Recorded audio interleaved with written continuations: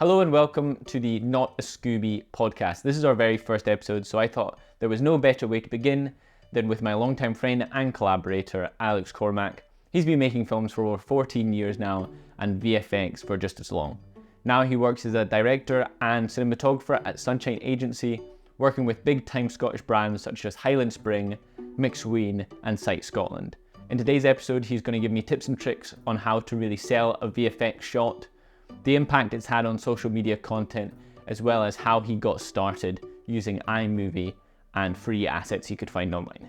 So let's jump straight into the episode, and I hope you enjoy.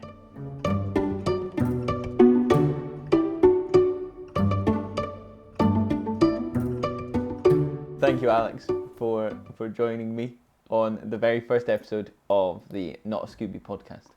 Yeah, it's exciting. Yeah, it's exciting times. So, yes, I don't know how if you would identify as a VFX specialist, but certainly as far as the people I know go, you've definitely been doing it the longest. And I think, is it safe to say that it's kind of your unique selling point as a videographer? Yeah, I would say it's definitely a unique selling point because I think there's a lot of VFX artists and then there's a lot of videographers, but maybe not so many that do both. So I would say it's quite unique in that way, yeah. Mm-hmm.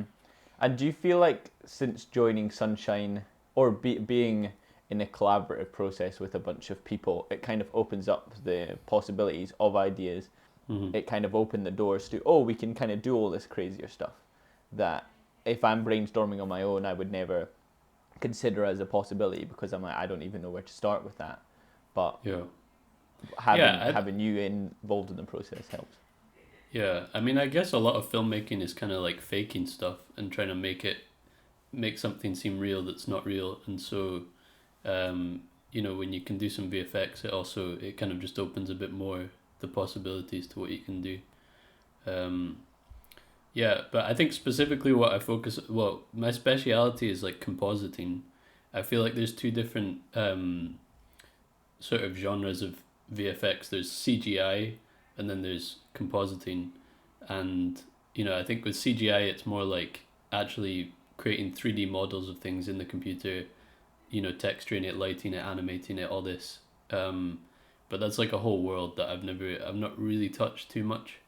And then compositing, on the other hand, is more like you take real assets or assets that you have and then you combine them in some way. So like a green screen is like you have the footage of them on the green screen, you have the background, and then it's just about compositing them together. How much do you use from scratch and how much do you use things like motion array or Envato elements? How much does that contribute to your process? I definitely use quite a bit of assets from like Envato and things.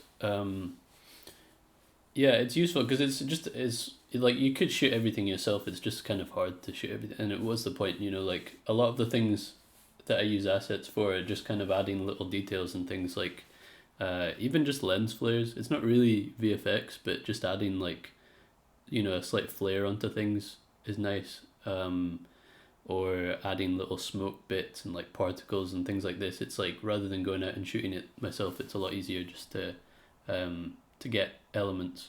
But I think it's always a combination because at the same time, like shooting it yourself, you can kind of match the lighting. You can, shoot it exactly the angle, whatever that you need for the shot. So, I think it kind of depends on what. But a lot of the time, smoke and particles and things like this, you can use any assets and it'll look fine. I feel like. Mm-hmm. And do you feel like that then opens the door to potentially lower budget projects because you're not literally making everything from scratch? I think CGI, VFX, animation very much have a reputation of it being a exclusively big budget option. But if you're able to use all these pre-made assets, it's actually possible to do it on a bit of a smaller scale.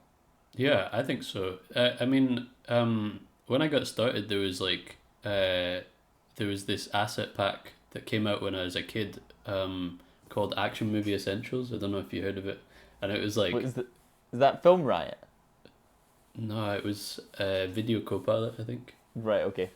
Yeah, and it was like super popular because it had assets like explosions and gunfire and blood and things like this that only really big VFX studios had.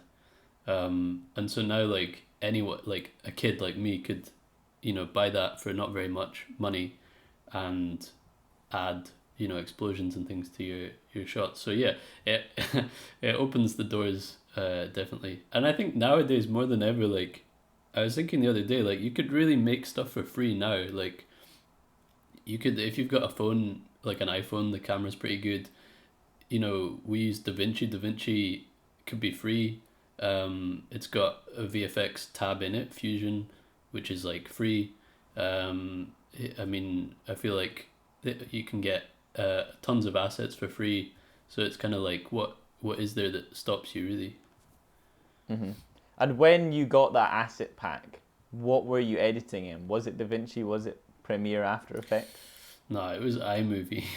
Back in, I don't know if you've not used iMovie, it's like the free software that comes with Apple. I don't know how it might be good now, but back in the day it was so basic, and it was kind of funny because I was watching like After Effects tutorials on YouTube, like big hour-long After Effects tutorials that were super in depth, and I was trying to like recreate that in iMovie, but there was so many limitations. Like, the biggest thing, you could only have 2 layers of footage at a time.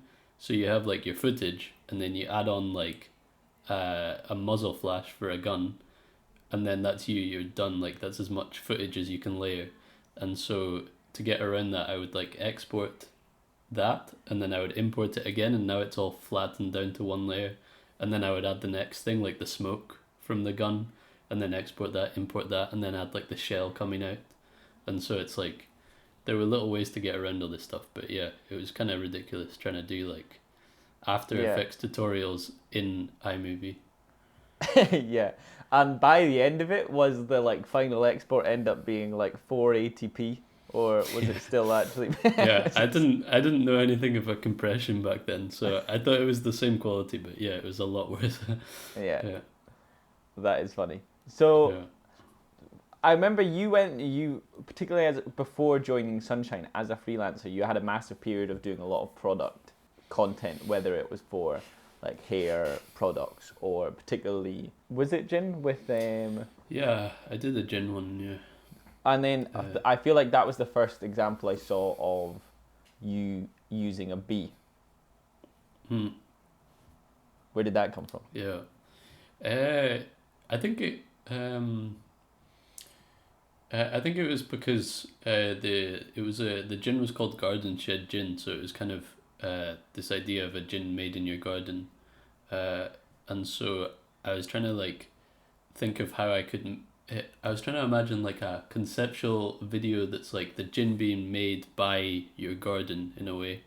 So I thought it'd be cool if there was a bee that starts it all off, and like the wings from the bee, like I think in the video it like pushes a droplet of dew off a leaf, and then that falls, and then like the raspberries fall, and then like everything kind of comes together, and then you end up with the gin. So I'm not sure where, I think the idea came from that. I'm not sure why the bee, but yeah. I think. And did you make that bee in Blender or? No, that was that was from, I think, Envato or something. It was a asset, and the cool thing about bees is like a lot of their footage, they're in front of like the sky or a green leaf, and you can either blue screen the sky or you can green screen the leaf. So I think I got one that was flying on like a blue sky, and then I blue screened it, and now I had a little asset of a bee. And then I think to kind of match the lighting, there was a lot of playing with like isolating like just the edge, one edge of the bee, and then you can like brighten it to make it feel like there's more of an edge light on the bee. And there's a lot of color matching and things like this. But yeah, that was fun. I think it turned out okay as well. Yeah, I thought that was sick. And now going on to what you're working on at the moment, Do Be Sleep. Yeah. What came first? So do you want to give a quick rundown of what that whole short film is about? Yeah, it's basically like a father and son. The son's like now sort of grown up in his 20s, and they don't have the best relationship. But the dad's like a beekeeper. He spills all his bees in his house, and so he invites his son back up to the house to help him deal with this bee issue. So there's a lot of bees in the film. Yeah. And how is that? Are you literally doing that one by one? You're adding each bee. Yeah, I mean it's like there's three different techniques that I'm using for them, and it's kind of a combination. One of them is like this other one where I take real footage of a real bee and I blue screen it or green screen it or whatever and put it in, and that works best for the bees that are crawling around on a surface, and also the bees that you want to see quite close up. You kind of need it to be a real bee. The second one is just a simple, like, you can do what's called a wiggle expression in After Effects, which just randomly, it makes it move very randomly, and you can change the parameters, but it just flies about randomly. So I just have a PNG of like a bee, and then it's just randomly flying about. But the problem with that is it looks too much like a fly. Like flies fly very randomly, whereas bees, they fly with intention, and they come and they like try and land somewhere, or they bump into each other, and like they're a lot more intentional. So if you have a whole bunch of bees flying randomly, it just looks like a swarm of flies. So the third technique, which is the main one, is I've gone in and gotten real footage of bees flying, and I've like manually like followed a bee and like tracked it with a null object, which took ages. And then I take that movement information, like the null object, and I parent that to a PNG of a bee, and then I've got like a real sort of movement of a bee, but it's just a little image. And because it's so small, it's like you can't really tell that it's just a PNG.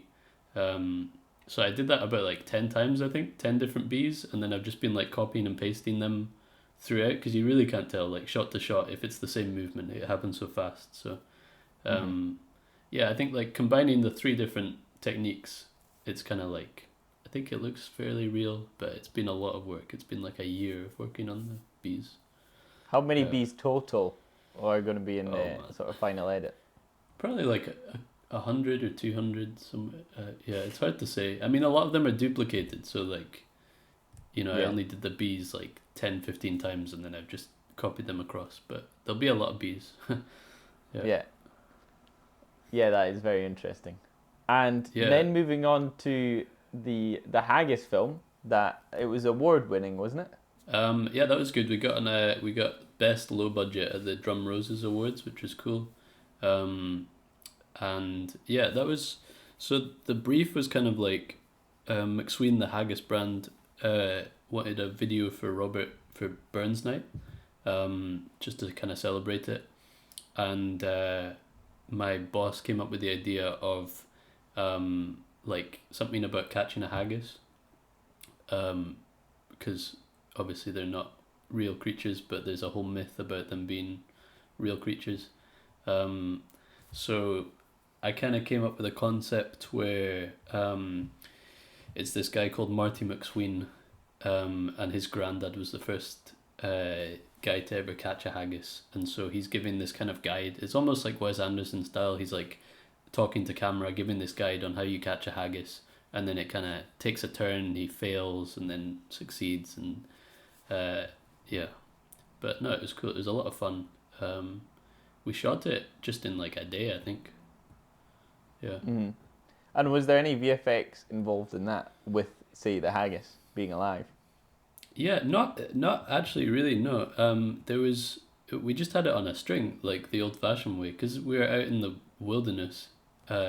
We just had a little fishing wire, just pulling it around, and it kind of worked well, I think because it's a funny video, so you know, you kind of forgive it if it's not like accurately realistic to what a haggis would be like. I think the main there's effects, a great deal of precedent for that. Yeah, I know. There's not many films about it. I'm surprised that it's not really been tapped into as a thing to make funny films about, like haggises. Like there's not a lot. But yeah, so there's not a lot of VFX. I think the main things are just little like some sky replacements. There's a couple of shots where I added the moon in to certain positions. But so much of the time I feel like, you know, my favorite VFX is the ones that are like that. It's like kind of hidden. People don't really notice it, and it's just to help you make the shot look a little bit better.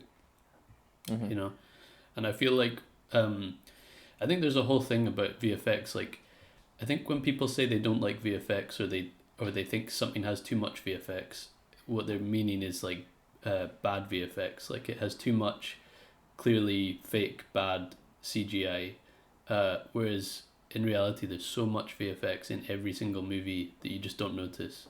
I saw like a breakdown of like a David Fincher film or show or something, and it was like almost every shot had like get rid of a few lampposts, like some telephone wires, extend the set a little bit further, add some more snow, or like tiny things like these. And I think that's everywhere and we just don't notice it. Like ideally VFX, similar to a lot of jobs in film, it's like if you've done your job well, people don't notice it. Like people shouldn't really see it or think about it. It's really just when I feel like Marvel movies have like tons of CGI, it looks really fake because they've got like no time. The VFX artists have to do it on like crazy deadlines. I think that's what people are talking about. But like, there's VFX everywhere, and most of it's really good. Mm-hmm. And I feel like we're seeing a massive, whether it's ever been the case beforehand, certainly not while I've been a videographer, but in social media content, it's kind of taken over, particularly with clothing brands like Represent. It's whether or not they're putting their logo on a beach and it sort of inflates, or there's various things like that happening now. And I think it probably all comes down to the idea that everyone has such short attention spans now. We're scrolling, so to have like scroll stopping content, it needs to stand out, and for the most part that comes from doing a CGI effect that some people might actually believe is real. Yeah, it's a common thing, isn't it, now? Like I guess like a lot of the VFX we see on social media are like trying to convince someone that it's kind of real, or playing that line. Mm-hmm. It's interesting. Yeah. So with the fish wire on the haggis, did you remove that in post, or did you literally shoot it, grade it, and that was it? There might have been like one shot or so that I had to fix it up a bit, but not really, because most of the shots were out in the grass, and the grass just kind of covers it up. I feel like fishing wire, you really see it if it's in front of a plain background, but if there's lots of noise going on, then it's good. And I think that's the thing, is like I feel like combining like special effects and visual effects together is really important. I think the best effects are like when you kind of it's across everything. Like it's not just I feel like sometimes going back to kind of VFX that are bad, I think a lot of the time they're bad because they weren't really considered when they were shooting. They kind of just shot it and they were like, oh, they'll just CGI it afterwards. We see that a lot with like fire, where fire looks bad because they didn't really light it as if there was actual real fire. They kind of just lit it what they thought looked cool on the day. And then when you add the fire, it just looks terrible. So I feel like so much of VFX is not the VFX, so much of it is like the actual shooting. I feel like lighting's massive. I feel like lighting's one of the biggest things that helps sell VFX a lot of the time. But yeah, I think it's just the whole process altogether. Mm-hmm. Yeah, I agree. I think the lighting is a whole big part of it, particularly with things like fire, as you mentioned. So with the workflow, you bring in a shot, you've lit it, you've already considered, say we're adding a fire to this scene. Do you add in the fire element and then grade it, or do you grade it, then add the fire elements, and then do a final pass on the grade? Also, are you jumping between platforms? Are you originally editing in DaVinci, jumping across to After Effects, and then back to DaVinci? Yeah, it's interesting. Usually now I do the VFX on it, just the like raw footage. So I'll just bring the footage. I usually edit in DaVinci. Like I'll edit the film first, and then I'll figure out which shot, which take I'm using, what part of that take I'm using for the VFX, and then I specifically just take that shot into After Effects, just the raw shot, and then I'll add like an adjustment layer and just do like a rough grade in After Effects so that I'm not looking at a flat image, so I can kind of see the regular looking contrast and saturation, and then I'll do my whole VFX on that, and then I'll just disable the adjustment layer, export it, and then do the actual full grade afterwards. I think this works best because I think it helps you match like whatever the assets you're using. It's easier to match them to the footage, just as log footage. And then I also think when you grade it all together at the end, it kind of ties it all together. So I think that works best. You do put a lot of thought into the pre-production stage, planning for the shoot, and if you can do something on set and shoot it for real, you will do it. For example, with the Ginger Ninja, was that soda?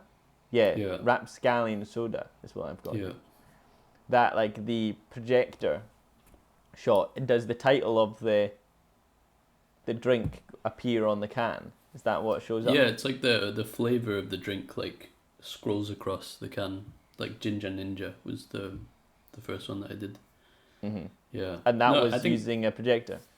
Yeah, because it practically always just works better. Like there's so many I think it really comes down to the imperfections and inconsistencies. If you think about lighting, just as an example, it's not just that the light's coming from whatever source there is, it's them bouncing off every single surface in the room and doing something very specific to the thing that's in the shot. So same with like liquid, like Avatar. I was thinking the other day, like I think their physics on the water was meant to be like the best physics that's ever been of water, and like perfect, like physically totally realistic and everything.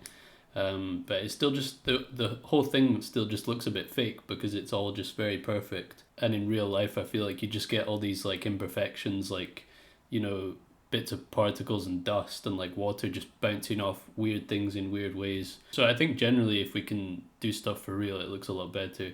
One other thing that I've noticed you doing quite a lot is actually using a TV as a backdrop, particularly when I would come in as a freelancer for Sunshine and there would be a concept pitched and I'd be like, how are we going to execute that? You'd be like, oh, well, you could use the big screen in the studio as a background and shoot onto that, and it can feel like, we're in Paris and now we're in the Highlands and now we're, somewhere else.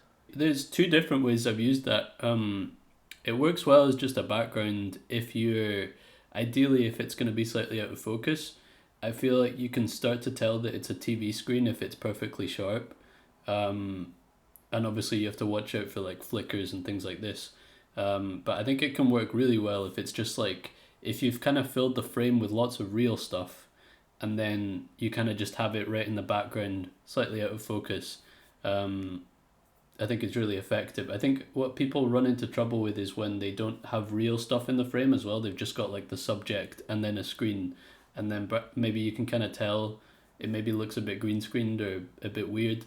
But I think if you add a bunch of foreground stuff and some real things, then it can really sell it. And then the second way, we used this recently actually. We were doing a bottle because we do some work for Highland Spring, and we had to have one of their bottles and make it like massive in like the Ochil Hills with big mountains behind it. And so in order to shoot it, rather than shooting it on a plain background and then trying to make it sort of somewhat transparent in areas, we shot it in front of a screen, like a computer screen, showing the mountains that we were going to comp in afterwards. And that way, within the bottle, like inside it, all the reflections and all the refraction of the light kind of as it comes through the bottle was realistic to the background image that we're eventually going to add. So even though we still cut around it, cropped it out, added it onto the image in post, just having the screen there in the real shot, it really got all the lighting and the refraction and the reflections in the bottle accurate. And I feel like people do this a lot now with, rather than green screening, people do a lot of the projecting. And I think that's one of the big pros to having a big projector rather than a green screen, is that the projector will be casting the actual light of the real scene onto your character. You don't have to replicate it all with lights. It'll actually cast, and it gets those little like imperfections that we kind of talked about earlier. Like, it gets the little subtle things that you couldn't really do by eye. So yeah, I think screens are fun. I think they're useful. And does it save you time overall? Yeah, for sure. Yeah. I think like we say, like a lot of VFX, it's just trying to get it as close to the final thing as you can in camera. Like, it's funny because it's like the best VFX is really the easiest VFX. Like this, if you light a green screen perfectly, you drop it in and you just click the green screen tool, and then it's kind of done already. Whereas if you light it badly, you do a bad green screen, that's when you have to go in and you have to mask stuff and you have to fix stuff up, look at the edges. That's when you have to do a lot of work. But the better you do in the shoot, the easier it is, and the better it'll look in the final thing. Mm-hmm. And were you involved in that out of house ad for Highland Spring at the bus stop? Oh yeah, we did. We took their kind of billboard that they were gonna have all in London, and then we wanted to do a little post to kind of announce it. So we filmed a billboard on a bus stop, and then we took their assets and we kind of made it 3D. So it's kind of like as the camera is kind of walking around the billboard, you can tell that the background looks like it's really far away. It looks like it's kind of a doorway through to the hills, and then the character holding the bottle is kind of popping out towards you. So that was a lot of fun. It wasn't super complicated either. It was kind of like we got the footage walking around the billboard, and then you can just do a 3D camera track in After Effects where it kind of analyzes the scene, figures out what the camera's doing, replicates it in After Effects, and then it was just a case of adding each layer and kind of positioning it so that the background's really far away, and then the midground's there, the foreground slightly forwards. But I think the stuff that kind of sells it for me, the stuff that I enjoyed doing, was like the final little polishing bits that kind of to sell it. Like the biggest thing for me was I added a reflection kind of layer on top of everything, because obviously a billboard would have that kind of plastic stuff in front of it that would kind of reflect what's around it. So to do that, I went on Google Maps, and I got the street view of like the opposite direction, like as in where the reflection would be pointing towards, and I got like an image of that, and then I tracked that onto the billboard on top of all the other layers, and in 3D space I made it very far away, because as you look through a reflection, it's almost like you're seeing double the distance to the billboard, if that makes sense. Like from the camera to the billboard, and then again is probably where the reflection roughly was, and then just I think put it on some kind of blending mode, brought the opacity down, so it's very subtle, but I feel like it's those little details that kind of sells it to people as like, oh, this must have been real. Not that I think anyone believed it was real, but it kind of feels like visually it tricks you into thinking it must be real, because there's little details that you might not consciously notice, but subconsciously you can tell. Nobody would point out, oh, there's a reflection on that, so that must be real, but it kind of feels real because it's there. Mm-hmm. And I feel like with Highland Spring, you guys have been doing a lot more, stylish, in your face, using VFX kind of content with the is it different flavors that have been released, so you're sort of highlighting different fruits? Yeah, well, they had some really fruity flavors, like flavored water, and so we kind of did this series of videos where stuff would just turn into the fruit. So one of them was like someone goes into a lift, they press the button to go down, and then the lift from the button, fruit like strawberries start shooting out of the button. The button like opens up and these strawberries start shooting out. And then there was one where it started raining like apples and blackcurrants as well. Yeah, they're a lot of fun, and it, like you were saying, like previously, it's kind of grabbing the attention. It's like I feel like it's all just about trying to visually grab someone's attention in a way that might kind of surprise them. And it was honestly not super hard. Like we just filmed the fruit on a green screen, like the strawberries. We kind of filmed them rotating on a green screen, like with a skewer, and then the key was really doing it in the same lighting that we filmed the rest of it in, so that they match up. I feel like that's the big thing with green screen that often makes it look bad, is like your lighting doesn't match up with your background plate. And then it was just a case of like taking the strawberries and hand animating them so they like shoot out the button, and then I just made tons and tons of strawberries. Mm-hmm. And then what about the rainfall, the apples falling from the sky? Yeah, I mean it was similar. We filmed the apples and the blackcurrants on a green screen again, or a blue screen, and then it was just animating. I got like a real shot of an apple falling as a reference, so I could see how long it takes to fall and how it kind of looks, and then I literally just keyframe them so that, they start at the top, they fall down, and then we used real footage of apples landing and like bouncing off the grass, and so it was like a fake apple all the way down, and then as soon as it hits the ground, it turns into a real apple bouncing off the grass, and it's that kind of stuff again that sells it, because it's like it's so hard to animate an apple to bounce in a realistic way because it's so randomly shaped, and it like, it just does weird stuff when it bounces. So combining the real and the fake, I think sold it. Do you know anything about how like the engagement from an audience perspective has changed or improved as a result of the videos being so like so much more, I suppose, cinematic? Yeah, I don't know with Highland Spring. I don't know specifically compared to how it was without VFX, but I know that those posted well. Like all the fruit stuff turning into fruit, they got really good engagement, and the client always really enjoyed them, and even people in the office when we made them, like people were sort of extra excited about them. So I don't know statistically, like what it broke down to, but I know that they did very well, and people seem more excited about them when they see them. So, yeah, it seems like they work. It's interesting that particularly social content seems to be going in two directions at the same time.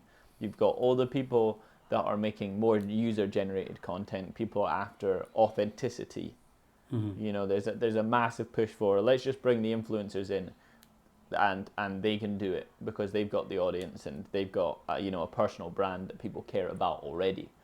Mm-hmm. And a lot of it is, or it's all this, finding the oldest person in your team and having them do a tour around your shop or your land and have them use a bunch of TikTok slang while they do it. Very demure. Yeah. So you've got all this very homemade user-generated content, and then I feel like literally the other end of the spectrum is everyone trying to do ultra cinematic stuff, more so than before, leading into super duper stylish stuff. And I feel like it's sort of two camps, while interestingly it's probably the same audiences watching both. Yeah. I don't think people are exclusively, I don't actually believe that people are as conscious of the kind of content that they like as much as they think. Similarly with us making it, I'm a big believer in, we make a video, some of the videos I'm editing right now, I'm thinking, this one's going to pop off. Everyone's going to love this. This is going to go viral.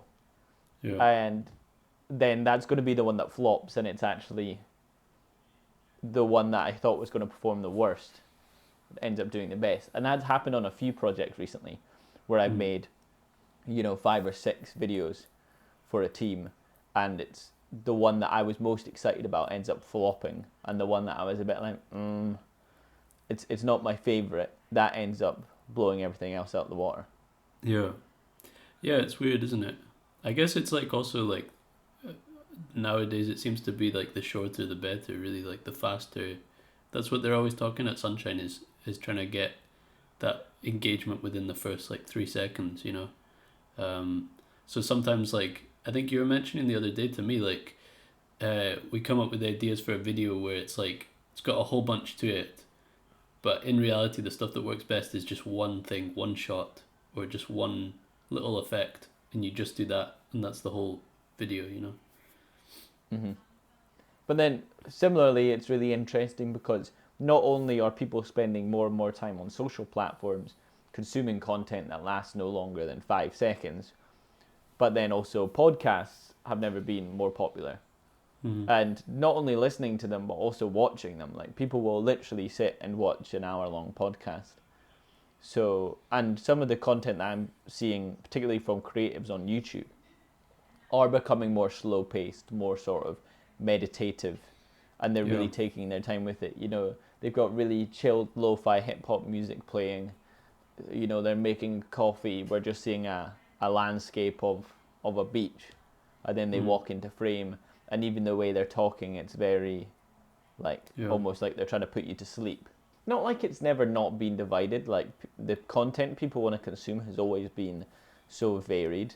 Because, say, even when people only had the option to go to the cinema or watch TV, that you're either the type of person that sits at home and watches what's on the telly, or you're the type of person that wants to go see all these blockbusters, or you'd never in your life go and see like a Transformers film. You just want to see some really art housey Andrei Tarkovsky 3.5 hour long film that has like 7 lines of dialogue. So there's always been a massive swing there, and I think it's good. I think it's good that there's sort of an avenue for everyone. And I just don't really think there's a right and wrong. I think it's just what suits their brand. You know, if you want to do slow meditative content, there's gonna be an audience for it. You're not literally going to have no one watching your videos. And if you want to do the fastest paced thing you've ever seen, you know, you hardly, particularly fashion wise, you get to see like 9-10 different outfits in 5 seconds, just flashing between them all. And then you end up re-watching it 6 or 7 times because you're trying to pause on the one outfit you actually like, and you want to get a good glimpse at it. And then and you kind of enjoy that game of, oh, I like how fast-paced this is cool. So there really is an audience for everything. And I think maybe as creators, we probably stress a bit too much about run times, pacing, whatnot, in regards to like the algorithm is doing this. Because also the problem with that is the algorithm ends up changing next week. Yeah. And you're like, now your content's... I think it really also like the algorithms getting more into like, rather than favoring one thing or another, it's more like it just favors what people respond better to. So if you just make better content in whatever way, or at least more entertaining content, then it should do better. So with me wanting to develop my VFX and have that sort of in my arsenal, where would you recommend beginning? For me, it was like tutorials. I would say lots of tutorials. I think I just watch so many YouTube. I find an effect I want to do, watch it on YouTube, follow along exactly, and once you've done that several times, you start noticing that you're always like masking, you're always like motion tracking the camera, you're always keyframing. It's always the same things that crop up. There's only really like 10 things that you do most of the time in compositing, and it's like they keep cropping up. You start to learn them. But I would say for anyone that doesn't have After Effects, there are some softwares out there. I can't remember the name, but even DaVinci with Fusion and Blender, if you want to get into the CGI side, that's totally free forever, and it's very powerful. So, do you see yourself getting more into the CGI side, or is it sort of too big a fish to fry?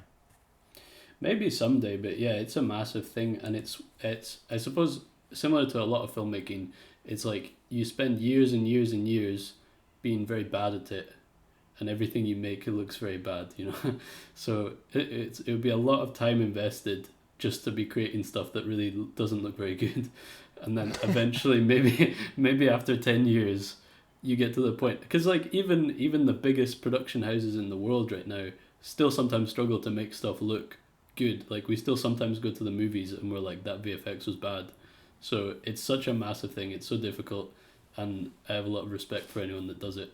I don't know. Maybe someday. Hmm. And do you, not to bring AI into it too much, because everyone, you know, and their dog is talking about AI right now, but particularly with things like, not necessarily the compositing side. I think that's always going to be a part we need to do potentially. But the, you know, you need a 3D model of something. You know, if I take a photo of a product and it can generate a 3D model of it, and now I can put it on a beach, now I can put it on a bench, now I can put it on the top of a taxi. That doesn't, from my perspective, from my understanding, doesn't seem to be a million miles away for AI to be able to take total control over. Yeah, I mean, we don't know. I think it would be like, I think it would be silly to try and guess, because the best case scenario is that it just adds a lot of tools that makes stuff a lot easier, which we're already seeing in like Photoshop and things. Object removal, it's like so much easier now. You know, that's the best case scenario, is it just becomes a really useful tool. Worst case scenario, I could see it genuinely just generating entire videos that people just then, but I think that would devalue videos in general, and there'd be some kind of effect from there, and potentially people would be like, oh, we really want an authentic video, like a human made video for authenticity, or you know, whatever. Yeah, who knows? It's an interesting ride. We'll see. We might not have jobs in like 20 years. I don't know. But I think you're right that there would be a massive pushback, I think, because on some level, I think audiences like to know that you've put some serious effort and sweat into creating some content. And if creating video content became as simple as typing in, you know, a 2-sentence prompt and it generates something fantastic, or something that we would at least classify as fantastic nowadays. But if it's that simple to do something, then it does get devalued, not only from how much is someone willing to pay for you to make a video for them, but also from an audience standpoint. I'm less interested in seeing this because it's just churned out like every other, you know, product video out there. Yeah, it's interesting because it's like, I think we think about entertainment in a lot of ways, what's entertaining and what's not, but it's interesting the idea of like, is the actual process of making it, is that part of the entertainment of watching something? And yeah, I think maybe it is, you know. I think reading a story written by ChatGPT, I think, is a lot more boring than reading a story written by a person. But I maybe agree. we're just old fashioned, you know, like it's hard to say, you know. Like I think people in the internet days were like, oh, this is never gonna catch on, or, you know, blah blah blah. So we might just be but old I fashioned. think, for example, with Francis Ford Coppola's new film, he spent 121 million of his own money to make it, and that certainly adds to the theater of the whole event. Of I'm far more interested in seeing it, despite, you know, the 1-star reviews, everyone saying it is terrible, it's totally convoluted, it doesn't make any sense. Not because Adam Driver's starring in it and it's got, you know, a star-studded cast throughout. To me, the most interesting thing is that this guy's been trying to make this film for like decades, and he's put 121 million of his own money into it. That makes me think he at least deserves for me to give it a shot, because I'm already a fan of his work. Yeah. And he as an individual has put so much effort into this, I may as well give it an opportunity. Yeah, I mean, the same thing's happening with VFX, where like movies are all trying to sell themselves as real nowadays. Like all the Mission Impossible, Top Gun, all these things, like they keep, the actors and everything, the directors, everyone keeps saying like, oh, we did everything real. There's no CGI. It's all real planes, all real stuff. And there's like tons of CGI. Like you watch the breakdowns, it's like everywhere, almost every shot. But it's like a Ford versus Ferrari, I think, was another one where it's like they say everything's real, and then you look at the breakdowns, and it's like most of the cars are fake most of the time. But yeah, I think it's interesting that that's like a selling point. Is like, yeah, we shot it for real. Yeah. So who knows where things are going from here? It'll be an interesting But- ride. Yeah, hey, maybe in 6 months or so, when things are even crazier and the videos of Will Smith eating spaghetti have improved Yeah. even more, we Yeah. we will do a sequel and revisit. But yeah, on that note, thank you so much for joining us on the first episode of Not a Scooby podcast.